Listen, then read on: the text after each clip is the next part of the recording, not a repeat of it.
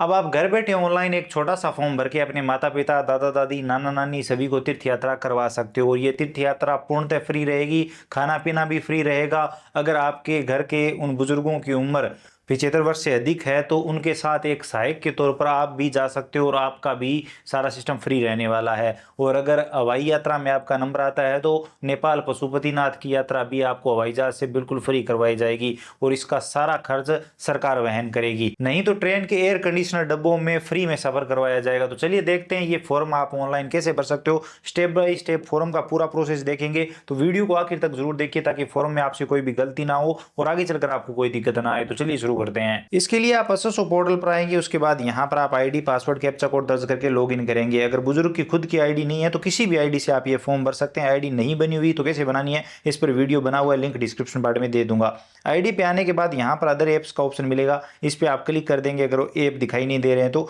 यहाँ पर आपको ई देवस्थान का एक ऑप्शन दिखाई देगा, यहाँ पर देख सकते हैं। या फिर दूसरा तरीका भी है, आप यहाँ पर सर्च कर सकते हैं। आप DEV भी लिखेंगे, देव लिखेंगे तो यहाँ पर आपके सामने ये सर्विस आ जाएगी।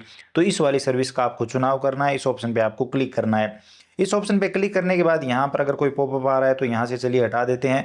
उसके बाद यहाँ पर आप देख सकते हैं वरिष्ठ नागरिक तीर्थ यात्रा योजना, इस ऑप्शन पे आपको क्लिक करना है नया फॉर्म भरने के लिए। अब आवेदन के लिए क्लिक करें का जो ऑप्शन है, देखिए वरिष्ठ नागरिक तीर्थ यात्रा योजना 2026 लिखा हुआ है, तो इस ऑप्शन पे आप क्लिक करेंगे। अब यहाँ पर तीर्थ यात्रा के लिए पंजीकरण का जो ऑप्शन है इस पर क्लिक करेंगे।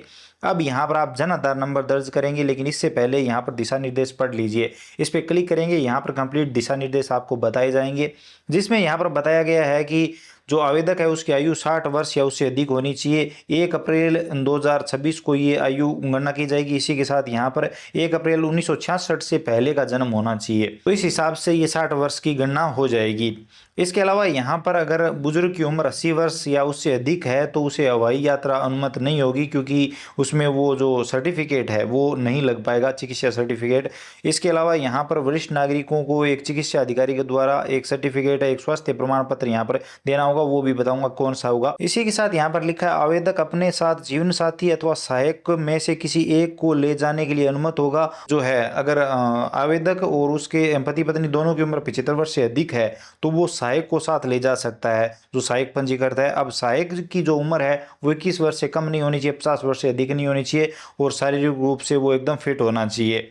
तो ये चीज़ें आपको ध्यान में रखनी है। एक बार इसे कंप्लीट पढ़ लीजिए, उसके बाद ही आप आवेदन करें ताकि आपको बाद में दिक्कत ना आए। इसके अलावा जो आयकरदाता जो घोषणा पत्र है वो यहाँ पर क्लिक करके आप डाउनलोड कर लेंगे और इसमें जो है आवेदक का नाम भरेंगे, आवेदक का पिता या पति का नाम, निवासी और यहाँ पर किसको साथ ले जा रहे हैं, जीवन साथी का नाम यहाँ पर आ जाएगा और उसके बाद यहाँ पर आवेदक के हस्ताक्षर आ जाएंगे और जीवन साथी के हस्ताक्षर यहाँ पर आ जाएंगे। अगर जीवन साथी नहीं है तो ये चीज़ें आप छोड़ सकते हैं, बाकी ये शपथ पत्र तो देना ही है। उसके बाद ये चिकित्सा प्रमाण पत्र है, ये भी यहाँ से आप डाउनलोड कर सकते हैं। इसमें वही चीज़ आवेदक का नाम, पिता का नाम, उम्र, निवासी आ जाएगा और चिकित्सा जो राज्य के चिकित्सा अधिकारी है उसके हस्ताक्षर और यहाँ पर मोहर आ जाएगी और उनके पद का नाम और वो चीज़ें आ जाएगी। जीवन साथी जहाँ साथ में जा रहा है, पति या पत्नी साथ में जा रहे हैं तो उनके लिए भी ये चिकित्सा प्रमाण पत्र आपको तैयार करना होगा। फॉर्म भरते टाइम आपको ये अपलोड करना होगा, तो ये आपको फॉर्म के शुरुआत में ही मिल जाता है। उसके बाद जन आधार नंबर दर्ज करेंगे, खोजे पे क्लिक करेंगे। अब यहाँ पर जन आधार कार्ड की मुख्य महिला को आप सिलेक्ट करके वेरीफाई करेंगे, तो सिलेक्ट करेंगे, सत्यापित करें पे क्लिक करेंगे। अब आपके जन आधार कार्ड में रजिस्टर मोबाइल नंबर पर OTP जाएगा, वो OTP यहाँ पर देंगे, सत्यापित करें पे क्लिक करेंगे। इस पे क्लिक करते ही यहाँ पर जो भी सदस्य पात्र होगा वो यहाँ पर बता दिया जाएगा और जो अपात्र होंगे वो भी बता दिया जाएगा। जिसके लिए आप आवेदन करना चाहते हैं उसे सिलेक्ट करेंगे और आगे बढ़ेंगे। अब यहाँ पर आप अपनी प्राथमिक चॉइस बताएंगे कि आप कौन सी जगह तीर्थ यात्रा करना चाहते हैं, तो कोई 3 आपको यहाँ पर सिलेक्ट करने हैं, तो अपने हिसाब से यहाँ पर आप सिलेक्ट कर सकते हैं। जैसे मैं यहाँ पर हरिद्वार वाला पहली चॉइस, अगर पहली चॉइस में हमें नंबर नहीं मिलता है तो दूसरी चॉइस हमारी कौन सी होगी वो बता देता हूँ, तीसरी चॉइस हमारी कौन सी होगी तो वो यहाँ पर बता देता हूँ। तो यहाँ पर फर्स्ट सेकंड ज़्यादातर को फर्स्ट चॉइस ही मिल जाती है। अब आप अपने हिसाब से यहाँ पर 3 चॉइस बता दीजिए। उसके बाद आप हवाई सफ़र करना चाहते हैं या नहीं, हवाई यात्रा करना चाहते हैं तो या नहीं तो हाँ करेंगे। और यहाँ पर पशुपतिनाथ की एक ही हवाई यात्रा काठमांडू नेपाल करवाई जा रही है तो इसे आप सेलेक्ट कर लेंगे, तो आप इसमें हाँ ज़रूर करें। अगर हवाई यात्रा करना चाहते हैं तो उसके बाद सेव करेंगे और आगे बढ़ेंगे। अब डिटेल सेव होते ही आवेदक का विवरण यहाँ पर जन आधार कार्ड से ऑटोमेटिक आ जाता है, तो यहाँ पर ज़्यादा कुछ आपको भरने की जरूरत नहीं होगी, सब कुछ ऑटोमेटिक आ चुका है। आप चाहें तो वर्ग सेलेक्ट करके और यहाँ पर सेव एंड नेक्स्ट कर देंगे। तो यहाँ पर अगर अतिरिक्त मोबाइल नंबर वगैरह आप देना चाहें तो वो दे सकते हैं। और कास्ट कैटेगरी अगर जन आधार कार्ड में कोई चीज़ नहीं लगी हुई तो वो यहाँ पर आपसे मांगी जाएगी, वो यहाँ पर आप देके और सेव एंड नेक्स्ट पे क्लिक कर देंगे। अब डिटेल सेव होते ही यहाँ पर आपसे एड्रेस का विवरण मांगा जाएगा, जिसमें ग्रामीण हो या शहरी वो बताएंगे, वो जन आधार कार्ड से आ जाता है। आप अपना जिला चुनेंगे, पंचायत समिति, ग्राम पंचायत, तहसील का नाम देंगे, गाँव का नाम देंगे, पिन कोड देंगे, विधानसभा क्षेत्र का चुनाव करेंगे, अपना कंप्लीट एड्रेस भरेंगे और उसके बाद सेव कर देंगे। बेसिक डिटेल आप भर दीजिए और उसके बाद सेव एंड नेक्स्ट पे क्लिक करेंगे। सेव एंड नेक्स्ट करते ही अब आपको सहायक का विवरण देना होगा। तो यहाँ पर अगर हवाई यात्रा है तो जीवन साथी ही साथ में पात्र है वो जा सकता है, दूसरा नहीं जा सकता। अगर जीवन साथी है तो यहाँ पर आप जीवन साथी को सिलेक्ट करके और उसका नाम सेलेक्ट कर लेंगे, नहीं है तो आप इसे खाली छोड़ देंगे, ऐसे ही छोड़ देंगे।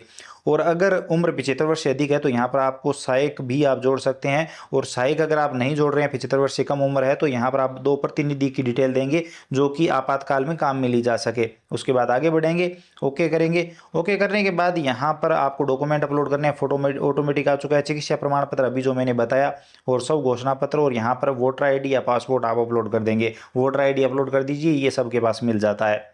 तो वीडियो की शुरुआत में जो चिकित्सा प्रमाण पत्र और घोषणा शपथ पत्र जो बताया था वो दोनों यहाँ पर तैयार करके अपलोड करने हैं। उसके बाद आप फॉर्म सेव करेंगे। फॉर्म सेव होते ही यहाँ पर आपके सामने प्रीव्यू आ जाएगा। आप कंप्लीट फॉर्म को एक बार ध्यानपूर्वक अच्छे से चेक करेंगे और सारी डिटेल अगर यहाँ पर आपको सही लगती है तो यहाँ पर आप फॉर्म को सबमिट करेंगे। लेकिन यहाँ से अगर आप सबमिट कर देंगे तो बाद में करेक्शन नहीं कर पाएंगे। तो एक बार आप इसका प्रिंट आउट लेके रख लीजिए, चेक कर लीजिए, आवेदक को चेक करवा दीजिए, उसके बाद यहाँ पर आप सबमिट करेंगे। सबमिट करते ही यहाँ पर आपको एक क्रमांक नंबर मिल जाते हैं और यहाँ पर प्रिंट एप्लीकेशन का ऑप्शन आ जाता है। इस पर क्लिक करके आप फॉर्म का प्रिंट आउट ले लेंगे और आपका काम कंप्लीट।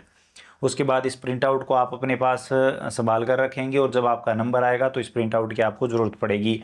और जो चिकित्सा प्रमाण पत्र आपने तैयार करवाया है उसमें कुछ नहीं है, बेसिक डिटेल भर के आपका जो चिकित्सा अधिकारी है हॉस्पिटल में जाकर बेसिक आप साइन और मोहर करवा लीजिए और वो वहाँ पर अपलोड कर दीजिए। और जो घोषणा पत्र है वो उसमें तो आप अपना नाम और अपने पिता या पति का नाम लिख के और अपने हस्ताक्षर करके आप अपलोड कर दीजिए, बस यही चीज़ है। बाकी एक वोटर कार्ड अपलोड करना है और एक जन आधार कार्ड आपको चाहिए होगा शुरुआत में आवेदन करते टाइम, बस इतना सा काम है और आप ये फॉर्म घर बैठे ऑनलाइन ही भर सकते हो। तो इस तरह से फॉर्म भरने के बाद अब आपको अपने फ़ोन को एक्टिव रखना है। आपने जो मोबाइल नंबर दिया है उस पर एसएमएस आएगा, इसी के साथ कॉल भी आएगा, आपको सूचित किया जाएगा कि आपका नंबर आ चुका है, आपको कहाँ आना है, क्या क्या डॉक्यूमेंट लेके आने हैं और क्या क्या आपको चीज़ें लेनी है और कब से कब तक जाना है और कहाँ पर जाना है, वो सारी चीज़ें आपको बताई जाएगी। तो इस तरह से फॉर्म भर के आप ये तीर्थ यात्रा कर सकते हैं या फिर अपने माता पिता या बड़े बुजुर्गों को ये तीर्थ यात्रा करवा सकते हैं। आई होप आपको ये वीडियो इन्फॉर्मेटिव लगा होगा, जानकारी समझ में आई होगी।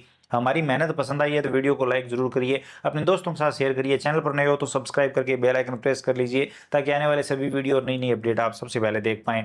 इसके अलावा अगर आपके मन में कोई भी सवाल सुझाव है, ये फॉर्म भरने में आपको कोई दिक्कत आ रही है तो आप बेझिझक कमेंट सेक्शन में बता सकते हैं, हम जरूर बात करेंगे। चलिए मिलते हैं अगली वीडियो में।